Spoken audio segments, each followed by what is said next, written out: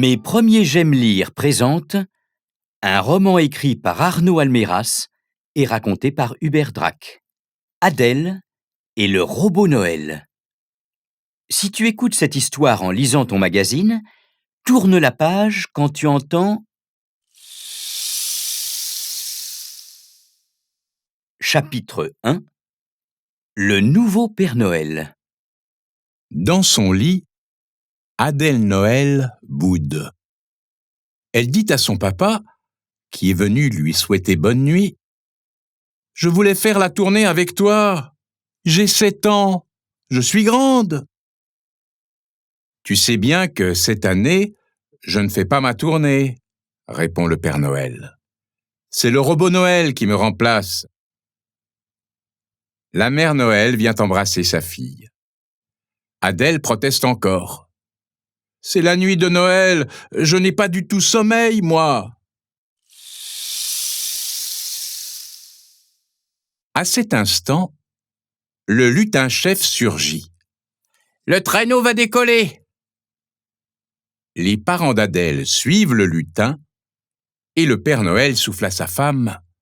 « Je me sens comme une andouille à rester là, le soir de Noël. Mais ça faisait tellement plaisir au lutin-chef d'utiliser le robot qu'il a fabriqué. » Le lutin-chef ne tient plus en place. « Ça va être génial! Tout est électronique !» Ils arrivent tous les trois dans l'atelier où se trouve le poste de contrôle. Le lutin-chef s'installe devant l'ordinateur. « Et moi, je fais quoi ?» demande le Père Noël en s'asseyant dans un fauteuil. Le lutin-chef sourit. « Rien! C'est ça qui est bien !» « Mais non !» ronchonne le Père Noël. « Ce n'est pas bien du tout. »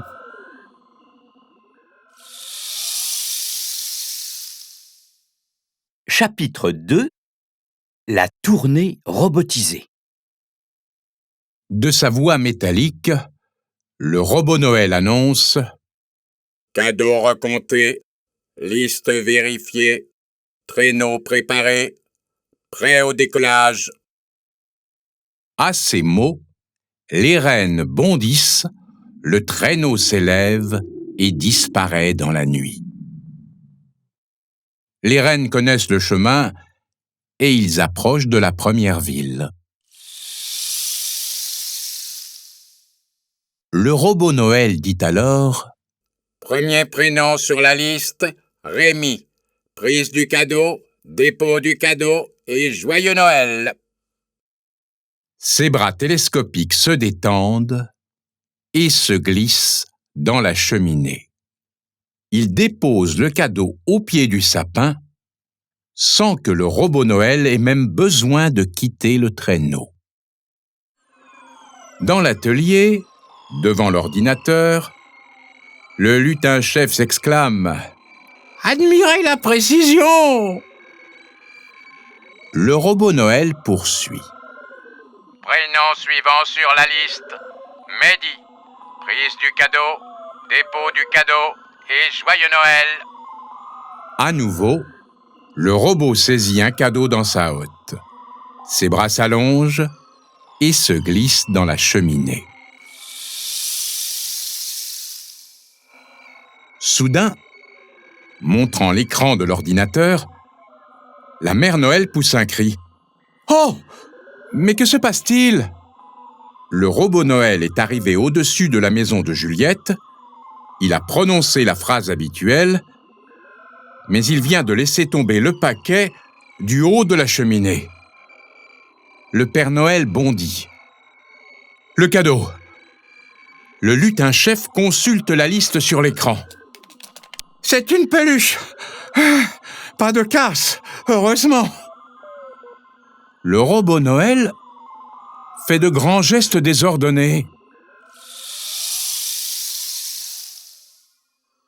Devant son poste de contrôle, le lutin-chef s'inquiète et crie dans le micro « Robot Noël, que se passe-t-il » Le robot Noël remue dans tous les sens, tourne sur lui-même et finit par faire un nœud avec ses bras. Prénom suivant. Dit le robot. Jade. Impossible continuer mission. Erreur fatale. Et joyeux Noël. Il débloque complètement ? S'alarme le lutin-chef. Le Père Noël ouvre des yeux ronds. Il ne peut pas démêler ses bras ? Le lutin-chef bredouille. Eh non, justement, il ne peut plus rien démêler, puisqu'il a les bras noués. Chapitre 3. Dépannage express. Le traîneau du robot Noël est arrêté au-dessus d'une cheminée. Les yeux du robot se mettent à clignoter. Sa tête tourne comme une toupie et répète « Joyeuse alerte.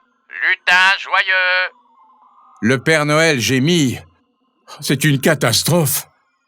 Je vais vous aider. Dit soudain une petite voix.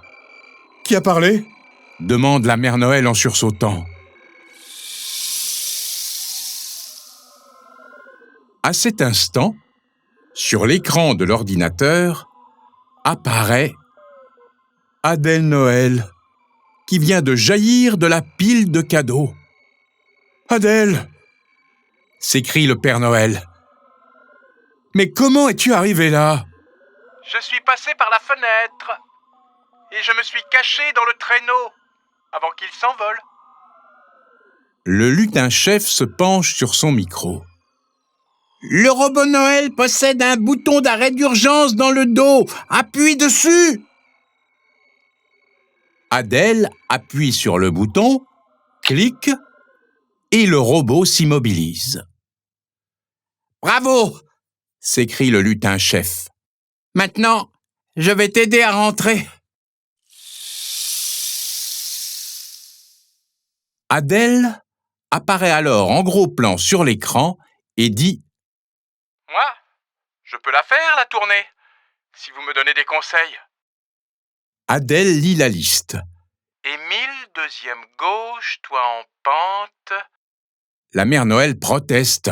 « Mais Adèle, non, tu… » Trop tard, Adèle a déjà déroulé l'échelle de corde qui était restée au fond du traîneau. Elle descend, son cadeau sous le bras, et remonte quelques instants plus tard. « Il a réussi !» s'exclame le lutin-chef. « C'est génial, je continue !» dit Adèle. « Sois prudente !» répond le Père Noël. Guidée par les rennes qui conduisent le traîneau, Adèle survole chaque maison. Conseillée par le Père Noël, elle vérifie la liste des prénoms.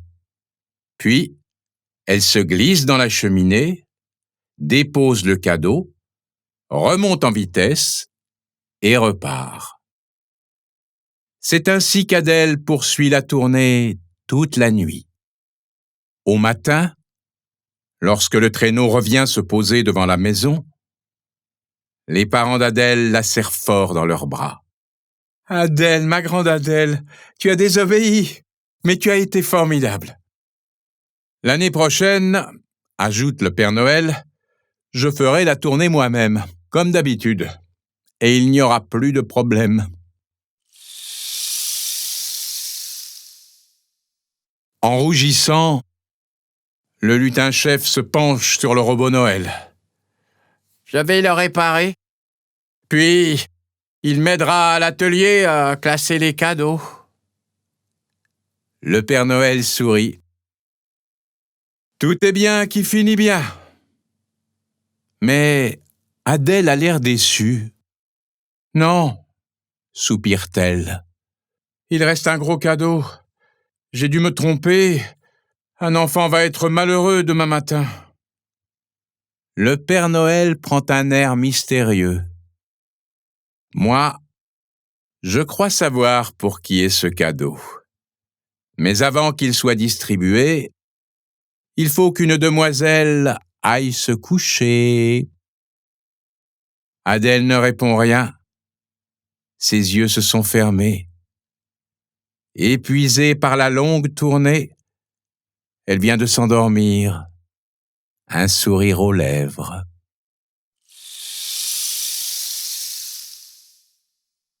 Et maintenant, mes premiers J'aime lire te proposent les petits mots de Zoé.